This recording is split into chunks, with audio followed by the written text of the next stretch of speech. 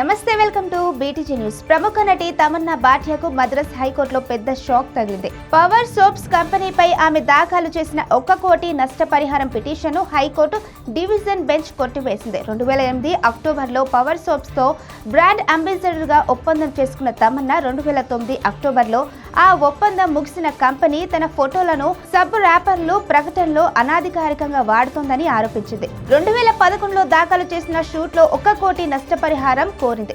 Single judge 2017లో పిటిషన్ను తోసిపుచ్చగా Tamannaah division bench కు appeal చేసింది. ఏప్రిల్ 16, 2026న విచారించిన బెంచ్ తమన్నా సమర్పించిన సాక్ష్యాలు సరిపోవని, నమ్మదగినవి కావని పేర్కొంటూ అప్పీల్ను కొట్టివేసింది. దాదాపు 15 నుంచి 16 ఏళ్లుగా సాగుతున్న ఈ న్యాయ పోరాటానికి హైకోర్టు ఫుల్ స్టాప్ పెట్టింది. తమన్నా తరపు న్యాయవాదులు తగిన ఆధారాలు చూపించలేదని కోర్టు తేల్చి చెప్పింది. మరిన్ని అప్డేట్స్ కోసం చూస్తూనే ఉండండి బీటీజీ న్యూస్.